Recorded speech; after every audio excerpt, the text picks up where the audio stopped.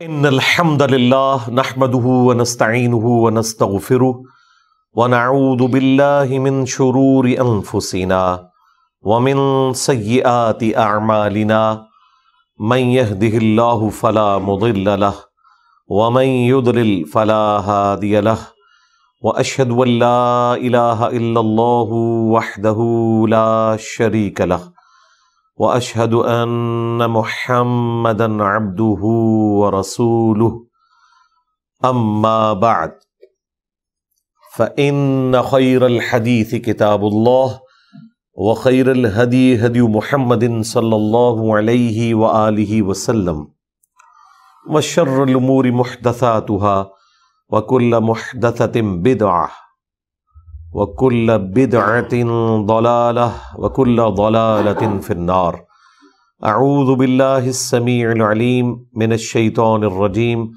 من ہمزہ ونفخہ ونفثہ بسم اللہ الرحمن الرحیم رب اشرح لی صدری ویسر لی امری واحلل عقدۃ من لسانی یفقہوا قولی بسم اللہ الرحمن الرحیم ان اللہ وملائکتہ یصلون علی النبی یا ایہا الذین آمنوا صلوا علیہ وسلموا تسلیما اللہم صل علی محمد وعلی آل محمد کما صلیت علی ابراہیم وعلی آل ابراہیم انک حمید مجید اللہم بارک علی محمد وعلی آل محمد کما بارکت علی ابراہیم وعلی آل ابراہیم انک حمید مجید اللہم ربنا آتنا فی الدنیا حسنہ وفی الآخرۃ حسنۃ وقنا عذاب النار ربنا آتنا من لدنک رحمہ وہیئ لنا من امرنا رشدا یا حی یا قیوم برحمتک استغیث ولا حول ولا قوة الا باللہ العلی العظیم آمین۔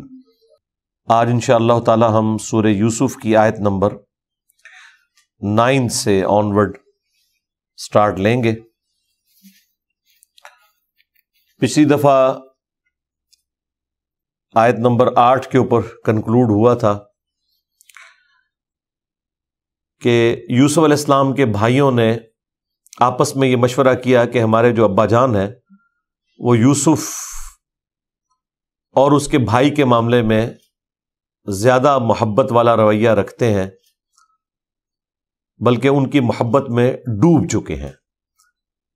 ان ابانا لفی ضلال مبین، اور میں نے اس لفظ کے اوپر بھی بحث کی تھی کہ یہ ضلال مبین سے مراد یہاں کھلی گمراہی نہیں ہے بلکہ محبت میں ڈوب جانا ہے۔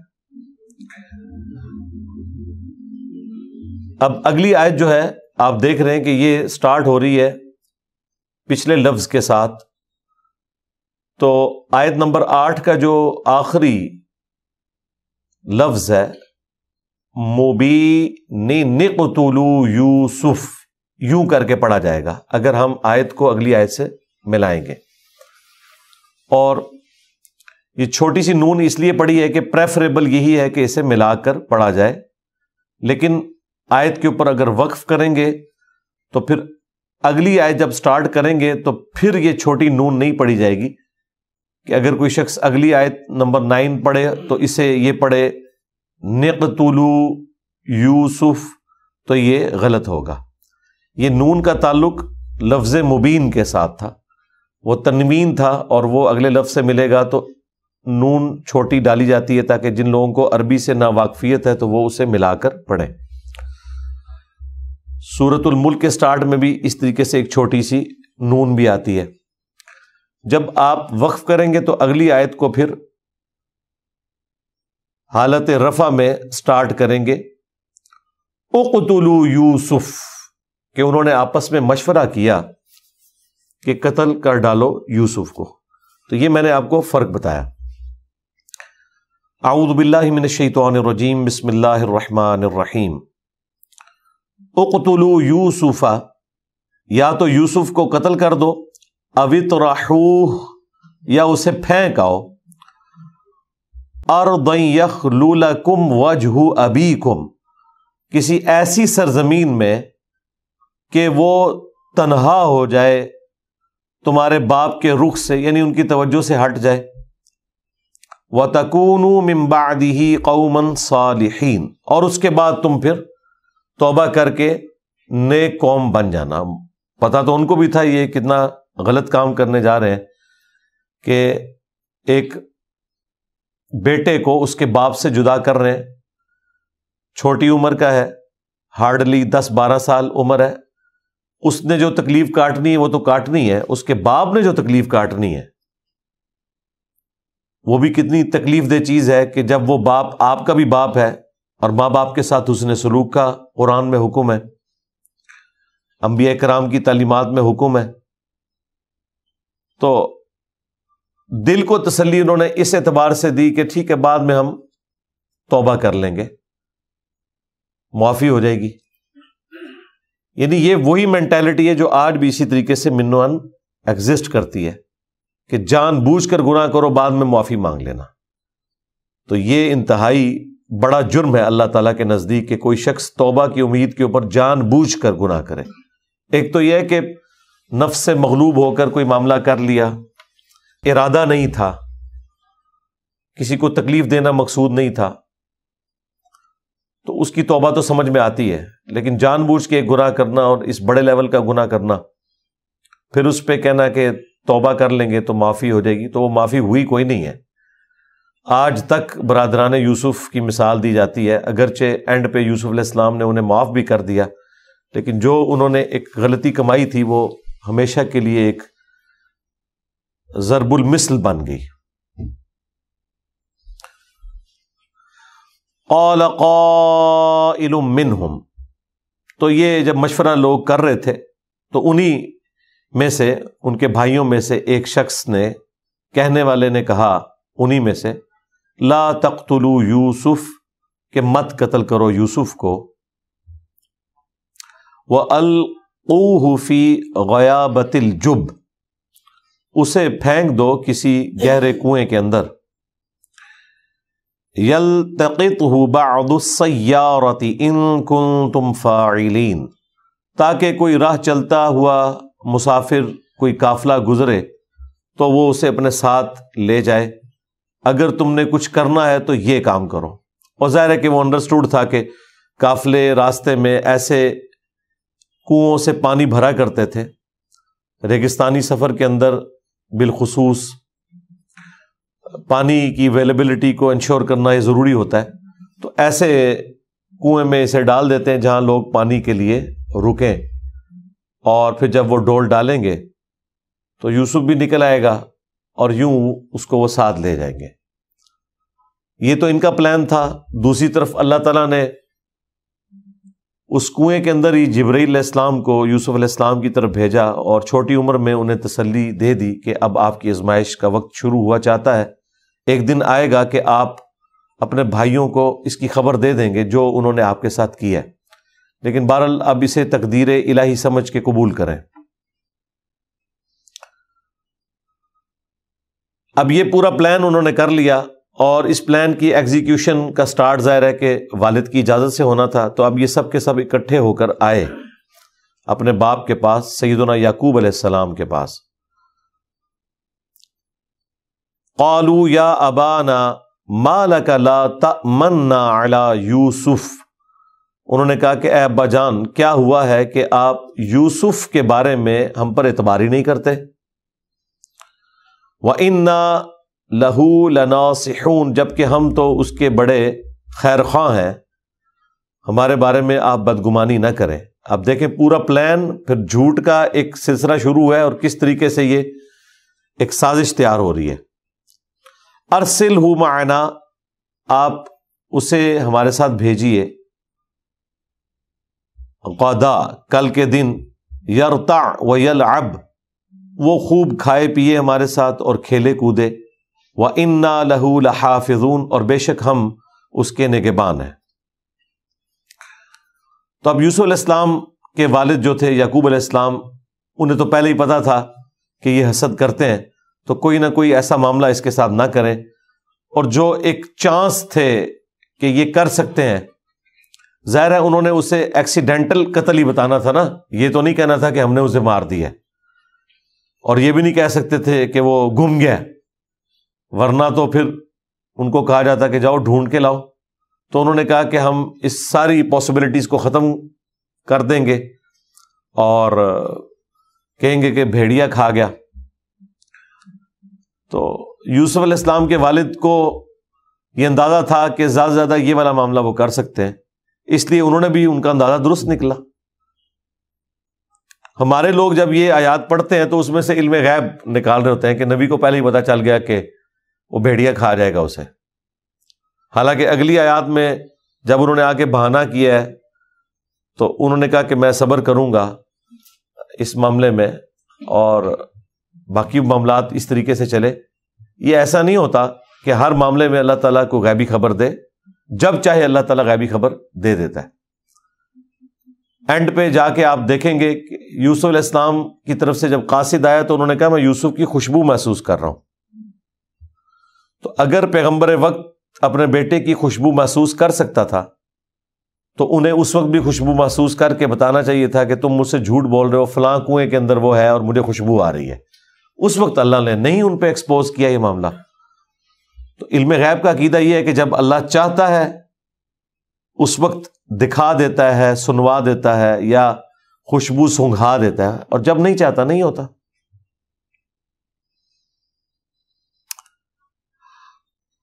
قال انی لیحزننی ان تذهبوا به، انہوں نے کہا کہ مجھے یہ بات غم میں مبتلا کرتی ہے کہ تم اسے ساتھ لے جاؤ، وَأَخَافُ أَن يَأْكُلَهُ الذِّئْبُ وَأَنْتُمْ عَنْهُ غَافِلُونَ، اور تم اس کے بارے میں غفلت کا شکار ہو اس حال میں کہ اسے بھیڑیا کھا جائے اور تم اپنی سیر و تفریح کے اندر مگن ہو، تو مجھے یہ چیز ڈر میں مبتلا کرتی ہے۔ اب دیکھیں کتنی ڈھٹائی ہے کہ جو اندیشہ تھا وہی بہانہ بھی آگے انہوں نے لگایا، اور کوئی بہانہ بھی نہیں تھا۔ قالوا لئن اکلہ الذئب ونحن عصبہ، انہوں نے کہا کہ اگر کھا جائے ہمارے بھائی کو بھیڑیا جبکہ ہم ایک مضبوط جماعت ہیں، انا اذا لخاسرون، تو پھر ہم تو بڑے ہی خسارہ والے ہیں۔ یعنی یہ انہوں نے اپنی طاقت کا اظہار کیا کہ اتنے لگے لتھے ہیں سی کہ 10 بھرا اور ساڑھے بھرا نو بھیڑیا کوئی کھا جائے، ایسے کیسے ہو سکتا ہے؟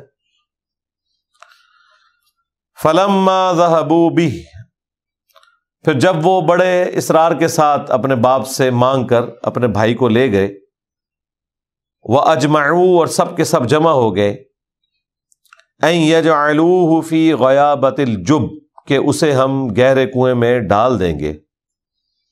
تو پھر وہ انہوں نے وہ اپنی جو ایک سازش تیار کی تھی وہ کر گزرے۔ تو اس کنویں والی حالت میں حضرت یوسف علیہ السلام اس گہرے کنویں میں تھے، تو اللہ تعالیٰ نے ان کی طرف وحی بھیجی، وَأَوْحَيْنَا إِلَيْهِ، تو ہم نے اس کی طرف وحی بھیجی ان کی تسلی کے لیے، لَتُنَبِّئَنَّهُمْ بِأَمْرِهِمْ، کہ ایک وقت آئے گا کہ تم ضرور اپنے بھائیوں کو اس معاملے کی خبر کر دو گے۔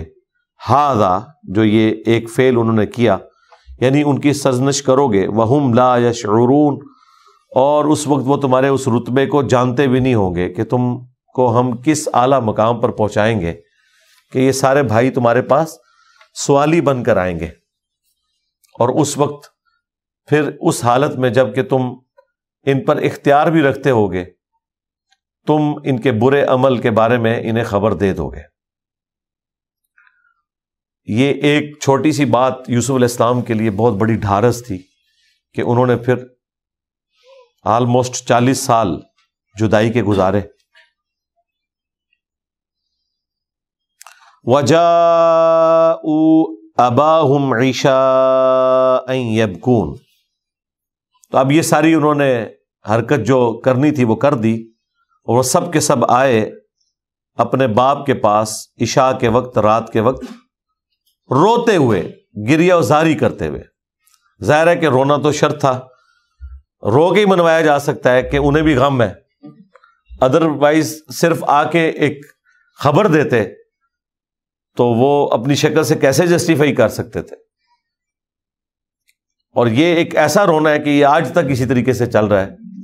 کئی علماء بھی ہیں وہ اپنی جھوٹی کہانیاں رو کر پبلک تک پہنچا دیتے ہیں اور رونے پیٹنے کو دلیل بناتے ہیں، آنسوؤں کو دلیل بناتے ہیں اپنے حق پہ ہونے کی. حالانکہ حق پہ ہونے کی دلیل آنسوؤں کے ساتھ رونا نہیں ہے، حق پہ ہونے کی دلیل حق پر ہونا ہے. قالوا یا ابانا، انہوں نے کہا کہ اے ابا جان، انا ذهبنا نستبق وترکنا یوسف عند متاعنا. اے ابا جان، ہم آپس میں دوڑ لگا رہے تھے، ایک دوسرے سے آگے نکلنے کی کوشش کر رہے تھے، کھیل کود رہے تھے، اور ہم نے یوسف کو اپنے سامان کے پاس چھوڑ دیا. فَأَكَلَهُ الذِّئْبُ، تو اسے بھیڑیا کھا گیا. اب اپنے اس جھوٹ میں طاقت پیدا کرنے کے لیے ساتھ ہی کہہ رہے ہیں وَمَا أَنْتَ بِمُؤْمِنٍ لَنَا، اے ابا جان آپ ہماری بات کا یقین تو نہیں کریں گے، لیکن حقیقت یہی ہے کہ بھیڑیا کھا گیا یوسف کو. وَلَوْ كُنَّا صَادِقِينَ، اگرچہ ہم سچے بھی ہوں تب بھی آپ نے ہماری اس بات کا یقین نہیں کرنا. ظاہر ہے کہ انہیں پتا تھا یہ کتنی کمزور گراؤنڈ کے اوپر کھڑے ہوئے ہیں. یہاں پہ پبلک میں مشہور کیا ہوا ہے کہ یوسف علیہ السلام کے بھائیوں نے کہا کہ اگر ہم آپ سے جھوٹ بول رہے ہیں تو ہم 14ویں صدی کے علماء میں اٹھائے جائیں. یہ بڑا آپ نے پبلک میں سنا ہوگا. میرے خیال میں تو 14ویں صدی کے علماء جو ہیں وہ برادران یوسف سے بھی زیادہ گئے گزرے تھے اس حوالے سے. ہماری تو 15ویں صدی ہے، یہ 1445 ہجری چل رہا ہے، ہم تو 14ویں صدی میں آئے نہیں ہیں. 14ویں صدی میں وہ علماء ہیں کہ جن کے ناموں پہ آج فرقے بنے ہوئے ہیں، وہ ہیں. یہ 1445 کا مطلب ہے 1400 مکمل ہو کر 45 سال، یعنی 15ویں صدی کے 45 سال گزرے. تو یہ بات ٹھیک ہے یا غلط؟ یقیناً ہے تو سٹوری، لیکن اس کے باوجود اس جھوٹی بات کو بھی ہم صحیح ماننے کے لیے تیار ہیں کہ واقعی اس سے بدترین مثال کوئی اور دی نہیں جا سکتی تھی. تو ہم اس جھوٹ کی بھی تصدیق کر دیتے ہیں کہ مثال کی حد تک تو بات ٹھیک ہے سمجھانے کے لیے. میرا خیال ہے جو علماء کا طبقہ ہے انہیں خود اپنے بزرگوں کے اوپر غور و تفکر کرنا چاہیے. 14ویں صدی کے علماء کے بارے میں جو انہوں نے یہ جھوٹ مشہور کیا ہوا تھا. بہرحال جو انہوں نے کرنا تھا وہ کیا. تو اپنی بات میں مزید وزن پیدا کرنے کے لیے وَجَاءُوا عَلَىٰ قَمِيصِهِ بِدَمٍ كَذِبٍ، وہ لے آئے یوسف علیہ السلام کی قمیض کے اوپر جھوٹا خون لگا کر. اب خون ظاہر ہے وہ انسانی خون تو نہیں تھا، کسی بھیڑ بکری کا خون لگایا ہوگا انہوں نے، اور اس میں ان سے مس ہینڈلنگ بھی ہوگی جو ہمیں روایتوں میں ملتا ہے. قرآن میں تو اس کی کوئی تفصیل نہیں ہے کہ وہ قمیض بالکل صحیح سلامت تھی. اگر بھیڑیے نے یوسف علیہ السلام کو کھایا ہوتا تو کپڑے کی جو قمیض ہے وہ بھی تار تار ہو جاتی، تو وہ ثابت قمیض کے اوپر ہی خون لگا کے آگے. تو یہ بات صحیح بھی لگتی ہے کیونکہ حضرت یعقوب علیہ السلام کو قرائن کے ذریعے پتہ چل گیا کہ انہوں نے یہ سب کچھ جھوٹ گھڑا ہے. قال، تو آپ نے فرمایا بل سولت لکم انفسکم امرا، بلکہ تمہارے نفسوں نے تمہارے لیے آراستہ کر دیا ہے تمہارا یہ کام جو تم نے جرم کیا ہے. فصبر جمیل، تو میں اس معاملے میں صبر ہی کروں گا. واللہ المستعان علی ما تصفون، اور اللہ تعالی سے مدد مانگوں گا اس پر جو تم نے میرے ساتھ یہ دھوکہ بازی کی ہے، اس معاملے میں میں اللہ ہی سے مدد طلب کروں گا. یعنی پیغمبر کو یہ بات پتہ چل گئی تھی کہ جھوٹ کر رہے ہیں، لیکن یہ بھی اللہ تعالیٰ نے ان کے لیے ایک آزمائش رکھی تھی، تو وہ اللہ ہی کی طرف رجوع لائے. وجاءت سیارۃ، تو وہاں سے ایک قافلہ گزرا، فارسلوا واردہم فادلی دلوہ، تو وہ قافلے نے پانی کے لیے اپنا جو ایک پیمانہ تھا یا برتن تھا، ڈول، وہ لٹکایا رسی کے ساتھ۔ تو ظاہر ہے کہ جب وہ ڈول نیچے پہنچا تو وہی کے ذریعے یوسف علیہ السلام کو بتا دیا گیا تھا کہ آپ کو نکالنے کا ہم سبب کریں گے۔ تو یوسف علیہ السلام اس ڈول کو پکڑ کر یا رسی کو پکڑ کر باہر نکل آئے، کیونکہ وہ اندھیرا کنواں تھا، اتنا نظر تو نیچے کوئی لائٹنگ وغیرہ والا معاملہ تو نہیں تھا۔ انہوں نے تو سمجھا ہوگا پانی اس میں آ گیا ہے یا اتنا وزنی کیوں ہے، انہوں نے تو کھینچا اور رسی مضبوط تھی، وہ بچے کا وزن بھی اس نے سہار لیا۔ تو جب وہ باہر نکالا تو قال یا بشرا ھذا غلام، انہوں نے کہا خوشخبری، یہ تو ہمیں ایک اتنا خوبصورت بچہ مل گیا ہے۔ اور ظاہر ہے کہ وہاں پہ ایک غلامی والا سسٹم تو چل ہی رہا تھا، اور پلس یہ ہے کہ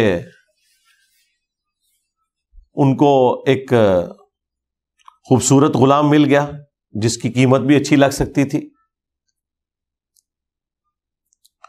وَأَسَرُّوهُ بِضَاعَةٍ، تو انہوں نے چھپا دیا اسے متاع گراں سمجھتے ہوئے۔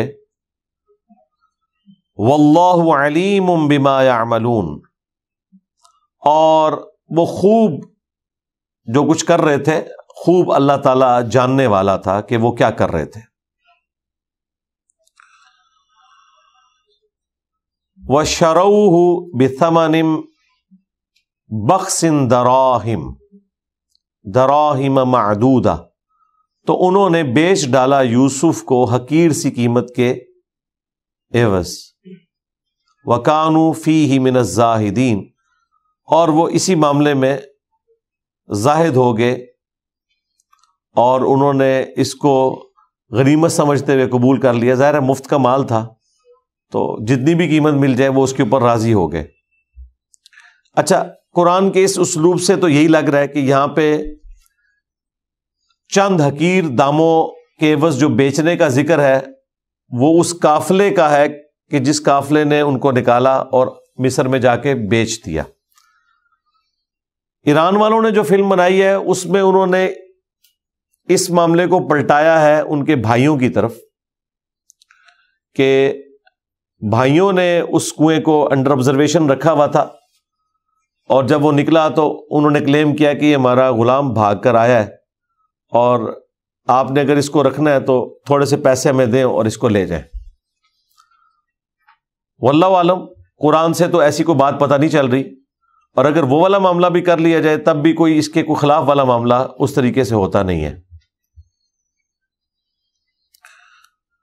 وَقَالَ الَّذِي اشْتَرَاهُ مِن مِصْرَ، تو کہا اس شخص نے جس نے یوسف علیہ السلام کو خریدا تھا اہل مصر میں سے، لِامْرَأَتِهِ، اپنی بیوی سے اس نے کہا، اکرمی مثواہ، کہ اسے خوب عزت اور اکرام کے ساتھ ٹھہراؤ۔ وہ عزیز مصر تھا، یعنی جو بادشاہ تھا مصر کا، اس کا آپ سمجھ لیں اسسٹنٹ، سیکنڈ، جو اس کا وزیر تھا۔ آج کل تو وزیر اعظم جو ہے وہ چیف ایگزیکٹو ہوتا ہے نا، اس زمانے میں بادشاہ کا ایک وزیر ہوتا تھا جو سب کچھ دیکھتا تھا، وہ عزیز مصر کہلاتا تھا۔ اس نے خریدا اسے، اور اس نے اپنی بیوی کو کہا کہ اسے ٹھہراؤ اپنے پاس۔ عسیٰ ان ینفعنا، قریب ہے کہ یہ ہمیں کوئی نفع پہنچائے، کیونکہ شکل تو غلاموں والی نہیں تھی، اور جو بیچ رہے تھے انہوں نے بھی یہ بتایا کہ لکھنا پڑھنا بھی جانتا ہے، تو ایک غلاموں سے ہٹ کے ہے، تو ہو سکتا ہے انقریب ہمیں یہ کوئی فائدہ پہنچائے۔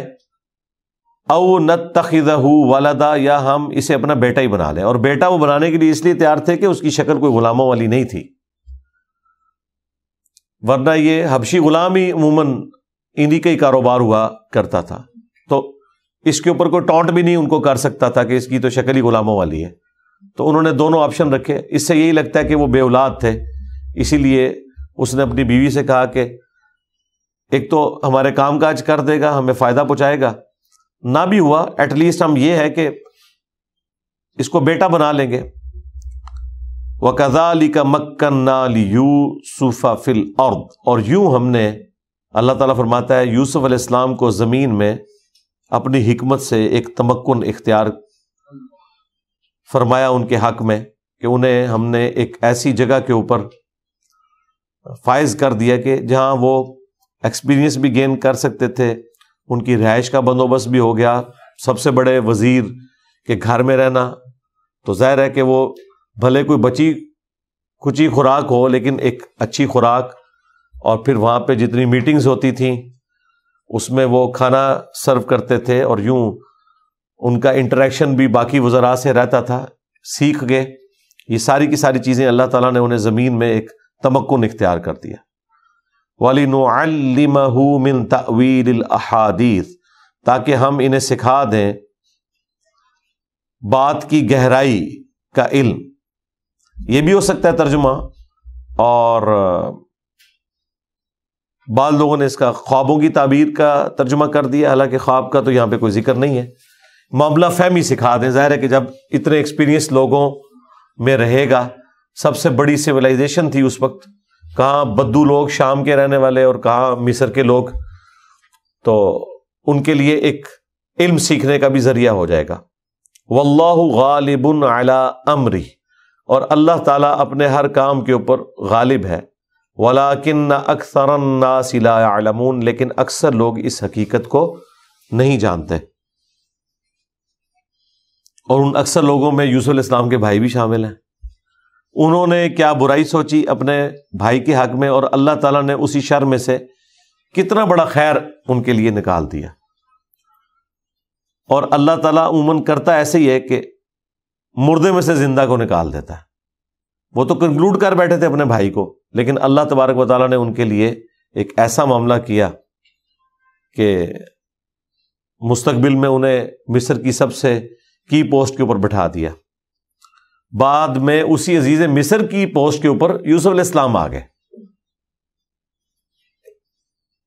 وَلَمَّا بَلَغَ أَشُدَّهُ، اور جب وہ اپنی جوانی کی عمر کو پہنچے، آتَيْنَاهُ حُكْمًا وَعِلْمًا، تو ہم نے انہیں حکم اپنی طرف سے اور علم عطا فرمایا۔ یہاں حکم سے مراد ہے نبوت، اور علم عطا فرمایا، خوابوں کی تعبیر کا بھی علم عطا فرما دیا، معاملہ فہمی بھی، اور ایکسپیرینس سے بھی انہوں نے بہت کچھ حاصل کر لیا۔ وَكَذَلِكَ نَجْزِي الْمُحْسِنِينَ، اور یوں ہی ہم جزا دیتے ہیں، بدلہ دیتے ہیں نیکوکاروں کو، جو صبر کی روش اختیار کرنے والے لوگ ہیں۔ ان کو وقتی طور پر تکلیف آتی ہے، پھر دیکھیں کہ ایک آسانی والا معاملہ ہو گیا ان کے لیے۔ صرف ایک جدائی والا ایشو تھا، باقی تو ان کی زندگی پہلے جو ایک تکلیف کی زندگی تھی، ایک گڈریوں والی زندگی جس میں آپ اتنی تکلیف سے 2 وقت کی روٹی حاصل کرتے ہیں، اس سے اگر آپ کمپیئر کریں تو یہ اسی طریقے سے ہے جس طرح یہاں غریب علاقے سے کوئی شخص یورپ اور امریکہ میں جا کے سیٹل ہو جائے اور ہر طرح کی نعمت اسے دستیاب ہو جائے۔ تو یوسف علیہ السلام کے لیے یہ والا معاملہ تو آسان ہو گیا، اور اس کی وجہ سے جدائی کا غم سہنا بھی آسان ہو گیا، جبکہ انہیں یہ تسلی بھی دی گئی تھی کہ یہ جدائی بھی ایک دن ختم ہو جائے گی۔ تو ایک آسانی والا معاملہ ان کے لیے ہو گیا۔ لیکن یہ اس وقت تک ابھی جو 10 سال کی قید ان کا انتظار کر رہی ہے وہ ان کو نہیں پتا۔ ہاں، اتنی بھی کوئی آسانی نہیں ہوئی ہے، ٹھیک ہے۔ بہرحال اللہ تعالیٰ نے ان کو ان تمام تکلیف سے گزار کے ایک بڑے منصب کے لیے مبعوث کرنا تھا، تو پھر سب کچھ برداشت کرنا پڑتا ہے۔ وَرَاوَدَتْهُ الَّتِي هُوَ فِي بَيْتِهَا عَن نَفْسِهِ، اور بہلانے پھسلانے لگی وہ عورت جس کے گھر میں وہ تھے، یعنی وہی جس نے ان کو بیٹے کی طرح پالا تھا، اس پہ ایسا شیطان سوار ہوا کہ اس نے یوسف علیہ السلام کو برائی کی طرف بلایا۔ وَغَلَّقَتِ الْأَبْوَابَ، اور اس نے تمام دروازے بند کر دیے۔ وَقَالَتْ حَيْتَ لَكَ، تو اس نے کہا کہ تم میری اس خواہش کو پورا کرو۔ قال معاذ اللہ، تو انہوں نے کہا میں اللہ کی پناہ میں آتا ہوں۔ انہ ربی احسن مثوایا، بے شک میرا جو رب ہے وہ میرا محسن ہے، اس نے مجھے بڑی عزت دی ہے۔ یہاں رب سے مراد سورہ یوسف کے اسلوب میں جو رب آ رہا ہے وہ مالک کے لیے آ رہا ہے. آگے بھی چل کے رب کا لفظ آئے گا مالک کے لیے. تو انہوں نے کہا کہ میں اللہ کی پناہ میں آتا ہوں، بے شک جو میرا مالک ہے یعنی تیرا خاوند، اس نے میری بڑی عزت افزائی کی ہے، وہ میرا محسن ہے، میں اس کے ساتھ غداری کیسے کر سکتا ہوں. اور اگر یہ ربی سے مراد آپ اللہ کی طرف لے جائیں تب بھی درست ہے، دونوں باتیں بیک وقت درست ہیں. لیکن اکثر جو ترجمہ کرنے والے ہیں انہوں نے ربی کی ضمیر لوٹائی ہے اس کے خاوند کی طرف، اس عورت کے خاوند کی طرف جو کہ یوسف علیہ السلام کا مالک بھی تھا. انہ لا یفلح الظالمون، بے شک جو ظلم کرنے والے ہیں وہ کبھی فلاح نہیں پا سکتے. وَلَقَدْ ہمت بِهِ، اور بے شک اس عورت نے برائی کے ساتھ قصد کیا اس کا، یوسف کا. وَهَمَّ بِهَا، اور یوسف بھی اس عورت کا قصد کر لیتا. لولا ان رأى برہان ربہ، اگر وہ اپنے رب کی روشن دلیل نہ دیکھ لیتا. اس سے یہ بات بھی پتہ چلی کہ یوسف علیہ السلام بھی برائی کر سکتے تھے اگر اللہ تعالیٰ اسپیشل ان کی پروٹیکشن نہ کرتا. اور دوسرا، مرزانہ طور پر یوسف علیہ السلام کو اللہ تعالیٰ نے کوئی ایسی چیز دکھائی جس کی وجہ سے وہ اس برائی سے بچ گئے. ظاہر ہے کوئی سبب تو اللہ تعالیٰ نے بنانا ہوتا ہے. وہ اسرائیلی روایتوں میں ملتا ہے کہ انہیں حضرت یعقوب علیہ السلام کی شکل دکھائی گئی اور وہ انگلی سے اشارہ کر رہے تھے کہ تم نے یہ کام نہیں کرنا. یا عین ممکن ہے جبرائیل علیہ السلام ان کے سامنے ظاہر ہوں اور انہوں نے ان کو گائیڈ کیا ہو. یا جس طریقے سے وہ ایران والوں نے فلم میں فلمایا کہ وہ عورت جو ہے انہیں شیطان کی نظر آنے لگی، یعنی وہ شکل اس کی شیطان والی انہیں دکھنے لگی. تو یہ ایک بہت بڑی ایک ان کے لیے آبزرویشن تھی. بہرحال کوئی بہت غیر معمولی چیز ہے جو اللہ تعالیٰ نے کہا ہے کہ روشن دلیل ہم نے ان کو دکھائی ہے. وہ کوئی بھی دلیل ہو سکتی ہے، اس کی تفصیل بیان نہیں کی گئی ہے. تو اس کی وجہ سے وہ اس عورت کے فتنے سے بچ گئے. اس سے یہ بھی پتا چلا کہ یہ اتنا بڑا فتنہ ہے کہ وہ عورت جو اس کی ماں تھی، منہ بولی ماں تو تھی، اور اس عورت کو بھی دیکھیں کہ اس نے بچوں کی طرح جس لڑکے کو پالا، اس کے ساتھ وہ برائی میں مبتلا ہونے والا معاملہ اس کو شیطان نے اکسایا. اسی لیے اسلام نے منہ بولے ماں بیٹے بہن بھائی کا رشتہ نہیں رکھا ہوا. سیدھی سی بات ہے، وہ اس میں اس طرح کے چانسز ہو جاتے ہیں جب تک کہ محرم والا رشتہ نہ ہو. كَذَلِكَ لِنَصْرِفَ عَنْهُ السُّوءَ وَالْفَحْشَاءَ، یہ دلیل ہم نے اس لیے دکھائی کہ تاکہ اس کے ذریعے سے ہم اس طریقے سے دور کر دیں یوسف سے وہ برائی اور بے حیائی کے کام کو. إِنَّهُ مِنْ عِبَادِنَا الْمُخْلَصِينَ، بے شک وہ ہمارے مخلص یعنی چنے ہوئے بندوں میں سے ایک تھے. یہ لفظ ہے مخلص. دو لفظ ہیں عربی میں، ایک ہے مخلص جو اردو میں بھی استعمال ہوتا ہے.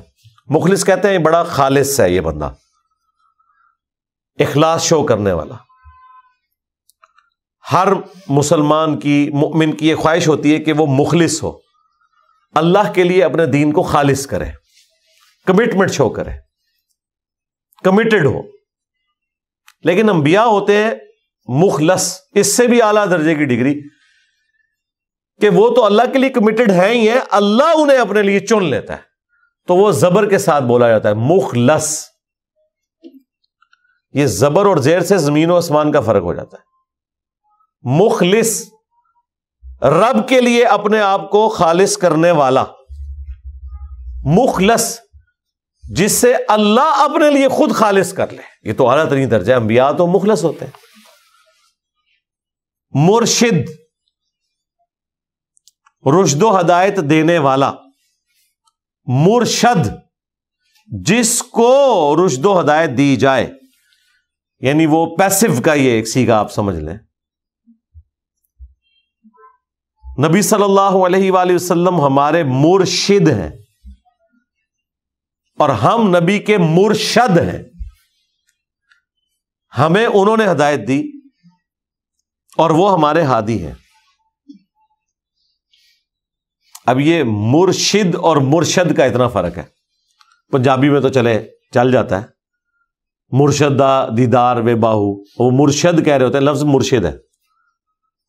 اس طریقے سے نبی علیہ السلام کے لیے بھی یہ نعرے جب لگاتے ہیں سیدی مرشدی، یہ لفظ مرشدی بولا جائے گا، مرشدی نہیں بولا جائے گا. لیکن یہ کیا بولتے ہیں؟ سیدی مرشدی. ہاں، جن کو ہم نے ہدایت دی ہوئی ہے، نعوذ باللہ، یہ الٹ ترجمہ ہو جاتا ہے. تو پھر جواب میں وہ کہتے ہیں یا نبی یا نبی، اس کے جواب میں ہونا چاہیے امتی امتی. تو نعرہ ہی غلط بنایا ہوا ہے، یا نعرہ درست تھا، اس کی پروننسیشن انہوں نے غلط کر دی. سیدی مرشدی، سید کے نیچے بھی زیر اور مرشد کے نیچے بھی زیر، تو یہ مخلص اور مخلص. واستبق الباب، اور دونوں دوڑ پڑے دروازے کی طرف.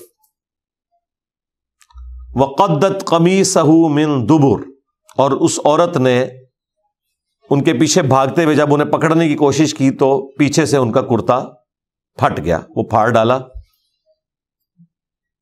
وَأَلْفَيَا سَيِّدَهَا لَدَى الْبَابِ، اور بس اسی حالت میں دروازے کے پاس اس کا خاوند عورت کا آ گیا. اب چور تو اس کا پکڑا گیا. تو اس سے پہلے کہ یوسف علیہ السلام اس کی بیوی کی شکایت اسے کرتے، ظاہر ہے ان کا کریکٹر تو تھا اپنے مالک کے سامنے، تو ان کی بات بھی سنی جاتی. لیکن اس کی عورت نے جھوٹا بہانہ کیا، اور کس طرح اس نے الفاظ استعمال کیے. قالت ما جزاء من اراد بأہلک سوءا الا، اس نے کہا کہ بتاؤ جو تمہاری گھر والی کے ساتھ برائی کا ارادہ رکھتا ہو اس کی سزا یا بدلہ. جزا جب نیگیٹو معنوں میں لیا جائے گا تو وہ پھر بدلے کے معنوں میں ہوگا، اور اگر پازیٹو معنوں میں ہو تو انعام کے معنوں میں. عربی میں دونوں کے لیے جزا کا لفظ، تو اس کا بدلہ یا سزا سوائے اس کے کیا ہوگی؟ الا ان یسجن او عذاب علیم، کہ یا تو اسے قید میں ڈال دیا جائے یا اسے دردناک سزا دی جائے. اب اس نے تو اپنا مقدمہ پہلے سامنے رکھ دیا. بہرحال وہ شریف انسان تھا، اس نے صرف اپنی بیوی کی بات کے اوپر اکتفا نہیں کیا، یوسف علیہ السلام کی بات بھی سنی. قال، یوسف علیہ السلام نے کہا ہی راودتنی عن نفسی، یہ جو کچھ بول رہی ہے تو جھوٹ کہہ رہی ہے، بلکہ اسی نے مجھے اپنی طرف بلانے کی اور بہلانے کی ناکام کوشش کی تھی. تو انہوں نے بس اتنا مختصر جملہ بولا کہ یہ جھوٹ بول رہی ہے، اس نے کوشش کی. تو اللہ تعالیٰ نے غیبی مدد کی یوسف علیہ السلام کی. وَشَهِدَ شَاهِدٌ مِّنْ أَهْلِهَا، تو ایک گواہ نے جو کہ اس عورت کے رشتہ داروں میں سے تھا. خاوند کے رشتہ داروں میں سے ہوتا تو عورت نے کہاں ماننا تھا. تو بائی چانس وہاں پہ کوئی اسی عورت کا قریبی رشتہ دار تھا جو کہ حمایتی تھا اس عورت کا. ان رشتہ داروں میں سے ایک رشتہ دار موجود تھا. اللہ تعالیٰ نے کوئی ایسا غیبی معاملہ کیا تو وہ بول اٹھا. اس نے ایک علمی بات کی جو بالکل منطقی تھی کہ یہ طریقہ ہے جج کرنے کا. اس زمانے میں تو سی سی ٹی وی کیمرہ نہیں ہوتے تھے اور باقی معاملات اس طریقے سے تو نہیں ہوتے تھے کہ کوئی کاؤنٹر ویریفیکیشن کی جا سکے. ایران والوں نے ویسے فلم کے اندر یہ فلمایا کہ وہ کوئی ایک شیرخوار بچہ تھا، نیو بورن بیبی تھا جو بول بھی نہیں سکتا تھا. تو وہ بول اٹھا اور اس نے یہ بات کی جو اگلی بات رپورٹ ہوئی ہے. اللہ کی قدرت سے یہ بعید نہیں ہے، لیکن یہ اتنی غیر معمولی بات تھی کہ قرآن میں رپورٹ ہونی چاہیے تھی معجزے کے طور پر کہ شیر خوارگی میں بچہ بولا ہے. جس طرح کہ عیسیٰ علیہ السلام ماں کی گود میں بولے ہیں تو اللہ تعالیٰ نے اسے رپورٹ کیا ہے کہ یہ ایک غیر معمولی ایک واقعہ ہے جو قانون قدرت کو توڑنے والا ہے، معجزہ ہے، تو یہ بھی معجزہ ہونا تھا۔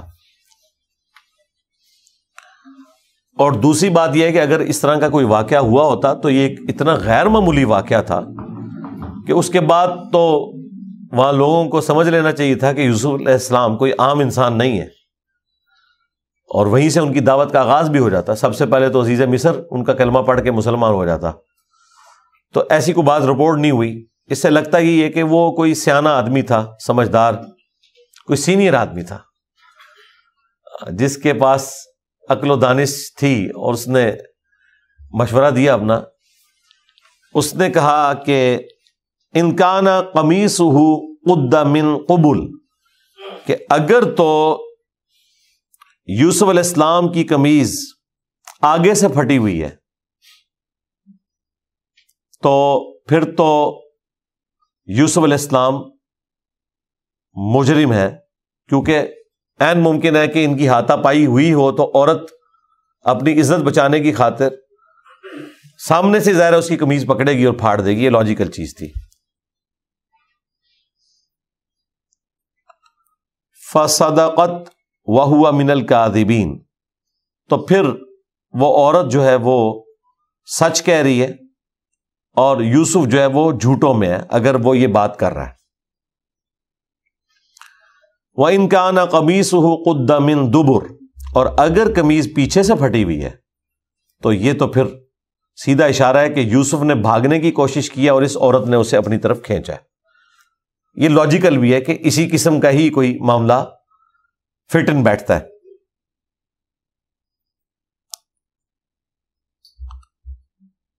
وَإِن كَانَ قَمِيصُهُ قُدَّ مِن دُبُرٍ، اور اگر یہ پیچھے سے قمیض پھٹی ہوئی ہے، فَكَذَبَتْ وَهُوَ مِنَ الصَّادِقِينَ، تو پھر یہ عورت جھوٹی ہے اور وہ سچوں میں سے ہے۔ دیکھیں واقعی کوئی سینئر ممبر تھا کہ جس نے سٹارٹ یوسف علیہ السلام کو جھوٹا کہنے سے کیا ہے۔ پہلے وہ پاسبلٹی بیان کیا جس میں یوسف علیہ السلام جھوٹے تھے، اور پھر وہ پاسبلٹی بیان کی ہے جس میں یوسف علیہ السلام سچے تھے، اور دوسری اس نے سمجھداری یہ کی ہے کہ اس نے اس کی بیوی کو ڈائریکٹلی جھوٹا یا سچا نہیں کہا، بلکہ کہا کہ یہ جھوٹ بول رہی ہے، لیکن یوسف علیہ السلام کے لیے کیا لفظ استعمال کیے ہیں کہ جھوٹوں میں سے ہے، اور اگر یہ معاملہ ہوا ہے تو یہ سچوں میں سے ہے۔ فَلَمَّا رَأَىٰ قَمِيصَهُ، پس جب عزیز مصر نے اس کی قمیض کو دیکھا، قُدَّ مِن دُبُرٍ، کہ وہ پیچھے سے پھٹی ہوئی تھی، قَالَ إِنَّهُ مِن كَيْدِكُنَّ، تو اسے سمجھ آ گئی، سمجھدار تھا، ہٹ دھرم نہیں تھا، اس نے اپنی بیوی کی سائیڈ بھی نہیں لی، سچائی کے لیے کھڑا ہوا۔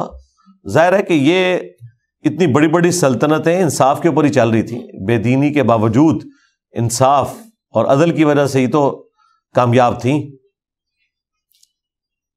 تو جب اس نے دیکھا کہ قمیض پیچھے سے پھٹی ہے تو قال انہ من کیدکن، کہ یہ تم عورتوں کا ہی فریب ہے، ان کیدکن عظیم، اور بے شک تم عورتوں کا مکر و فریب انتہائی خطرناک ہوتا ہے۔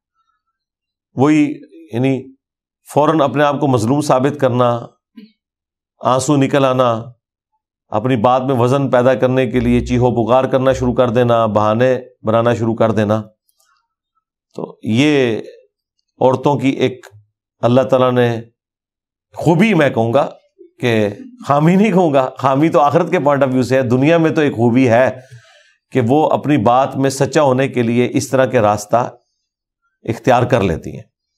دیکھیں وہ کہہ رہے ہیں کہ ان کیدکن عظیم، بے شک تم عورتوں کی جو فریب کارانہ چالیں جو ہیں وہ بڑی پہنچی ہوئی چالیں ہوتی ہیں۔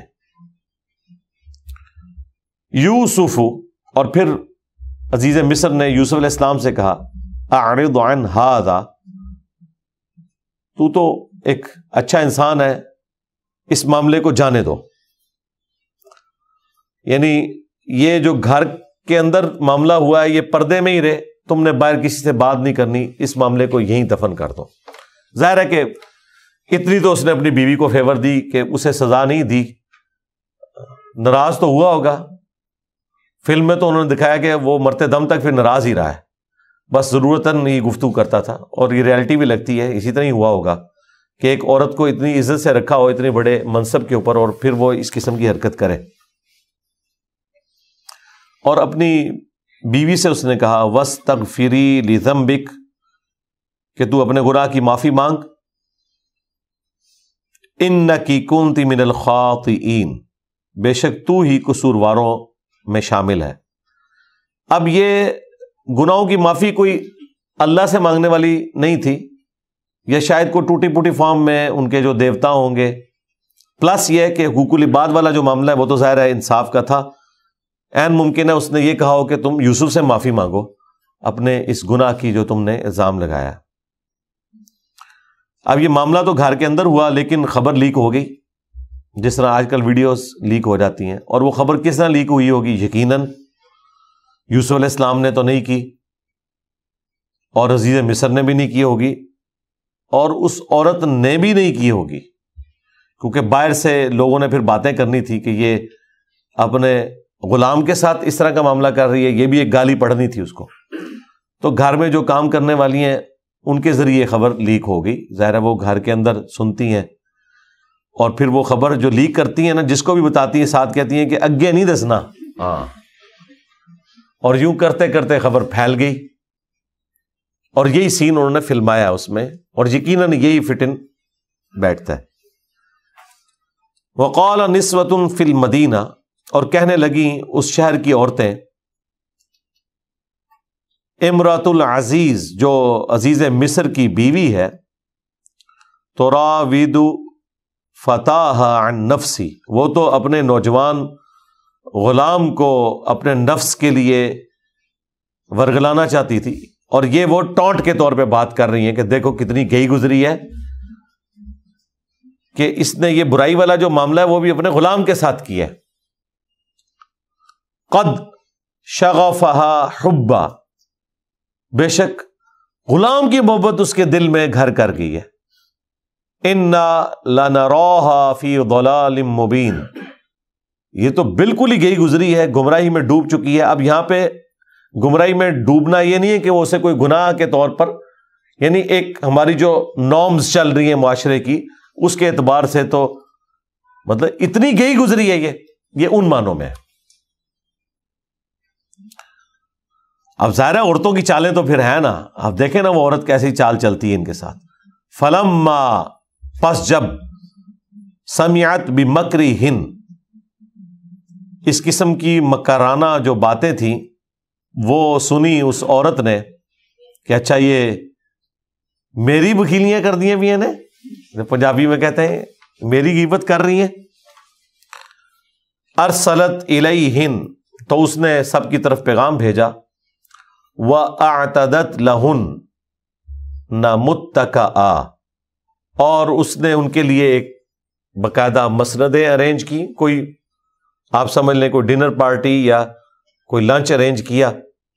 اس زمانے میں یہ معاملات ہوتے تھے، اور ظاہر ہے کہ اس میں اس نے عام مصر کی عورتیں تو نہیں بلائی ہیں، جو حکومتی لیول کے جو چھوٹے وزیر تھے ان کی بیویوں کو اس نے مدعو کیا، صوبائی وزیر یا وفاقی وزیر، تو ان کے لیے اس نے مسند تیار کی۔ وَآتَتْ كُلَّ وَاحِدَةٍ مِّنْهُنَّ سِكِّينًا، اور ان میں سے ہر ایک کو اس نے ایک چھری دے دی۔ وَقَالَتِ اخْرُجْ عَلَيْهِنْ، اور پھر یوسف کو کہا کہ ان عورتوں کے سامنے آؤ۔ اس سے یہ لگتا ہے کہ ان کا آنا جانا باہر نہیں تھا، بڑے بڑے محل تھے، تو انہوں نے اس کو اندر ہی سارا کچھ پرورش والا معاملہ کیا، اور یہی انہوں نے ویڈیو میں دکھایا۔ وہ تو پورے سٹیز آباد تھے، تو عورتوں کو یہ نہیں پتا تھا کہ وہ کتنے خوبصورت ہیں، یوسف علیہ السلام کا جو حسن ہے۔ تو اس محفل کے اندر یوسف علیہ السلام کو بلایا، ظاہر ہے غلام تھے، انہوں نے آرڈر تو قبول کرنا تھا۔ فلما رأینہ، تو جب انہوں نے دیکھا یوسف علیہ السلام کی طرف، ظاہر ہے کہ اللہ کے پیغمبر بھی تھے، خوبصورت بھی تھے، پھر ان کے ایک چہرے کی وجاہت تھی، اکبرناہ، تو انہوں نے اس کو بہت بڑا خیال کیا. وَقَطَّعْنَا أَيْدِيَهُنَّ، اور بس اسی کشمکش میں انہوں نے اپنی انگلیاں کاٹ لیں، یعنی زخمی کر لی. یہ نہیں ہے کہ انگلیاں کاٹ دی ہیں، یہ نہیں. اور ظاہر ہے کہ قرآن پاک مختصر بات کر رہا ہے، اس میں فیلنگ دی بلینکس ہم کر سکتے ہیں. جو ہمیں روایتوں سے پتہ چلتا ہے کہ وہ سیب دیے، کھانے کے لیے پیش کیے اور چھریاں ان کے ہاتھوں میں دی. بس عین اس لمحے میں جب وہ سیب کاٹ رہی تھی، کاٹنے کے دوران ظاہر وہ چھلکا اتار رہی ہوں گی.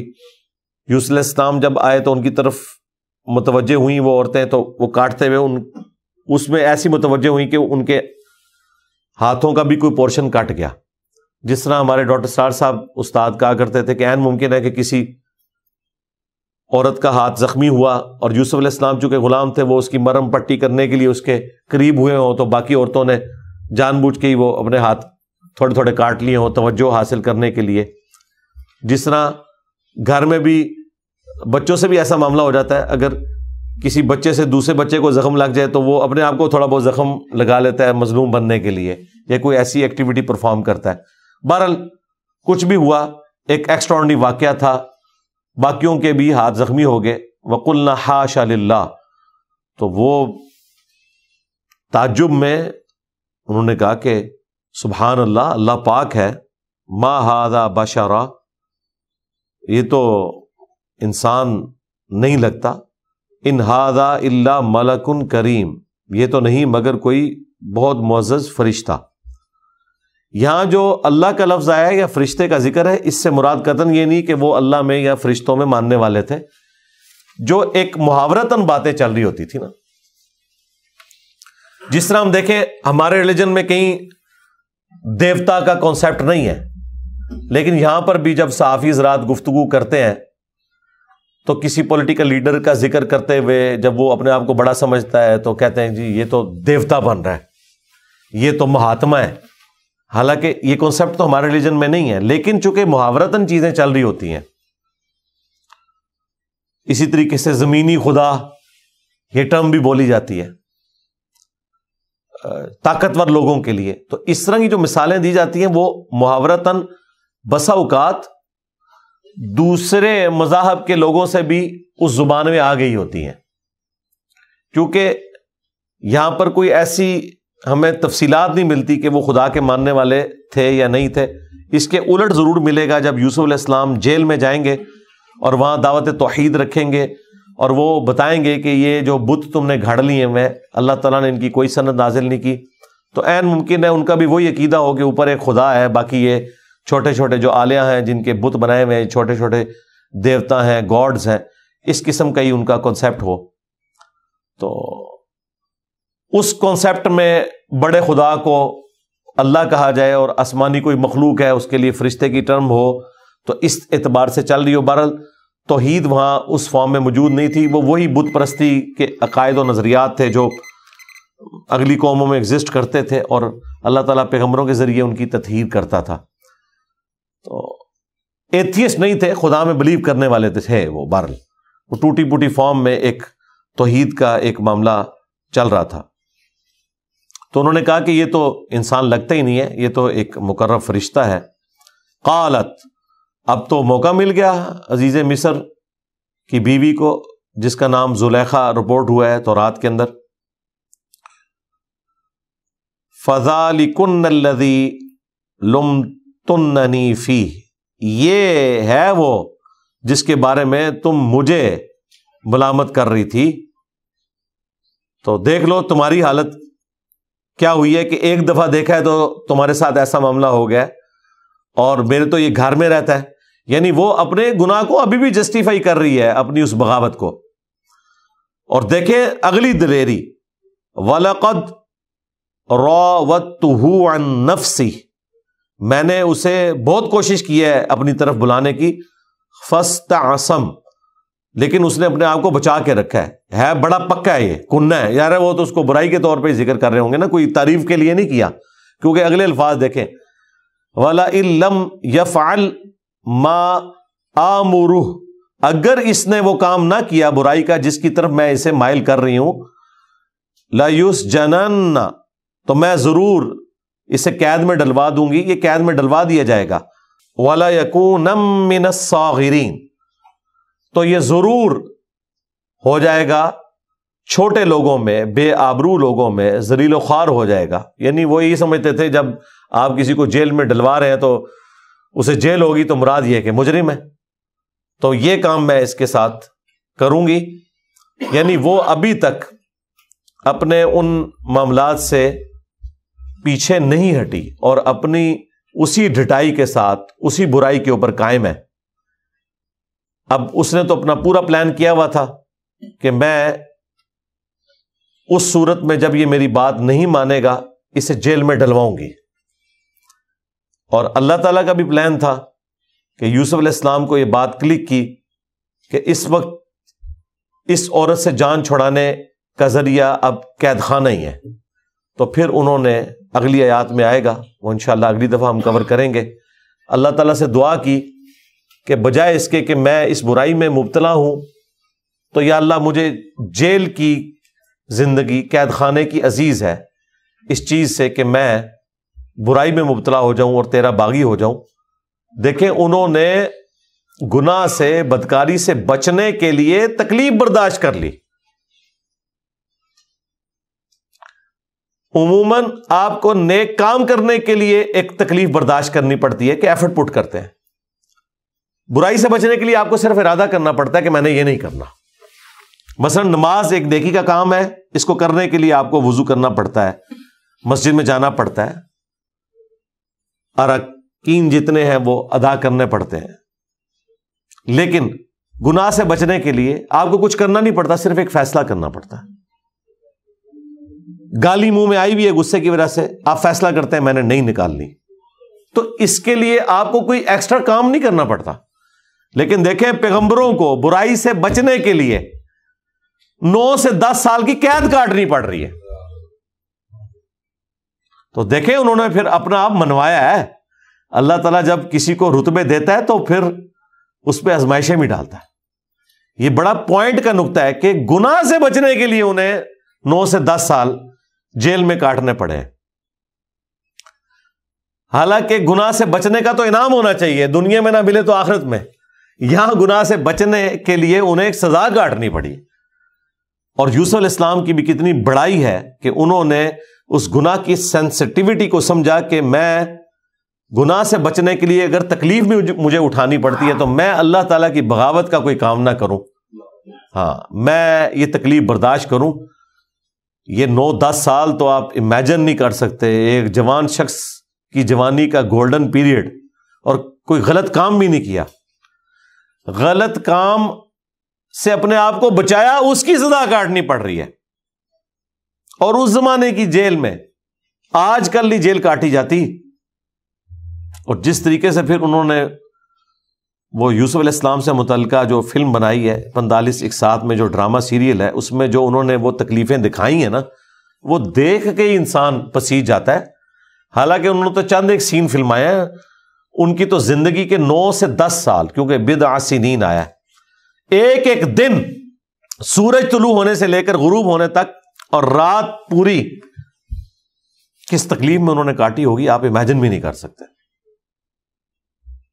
اس ماڈرن دور میں جہاں جیل خانوں میں پنکھے بھی لگے ہوتے ہیں، باقی فیسلٹیز بھی، کھانا بھی ملتا ہے، وہاں پر بھی اگر سورج کی روشنی نہ آئے، دن رات کا آپ کو پتہ نہ چلے، تو انسان وقت سے پہلے بوڑھا ہو جاتا ہے، اور کیا اس کے اوپر گزرتی ہے۔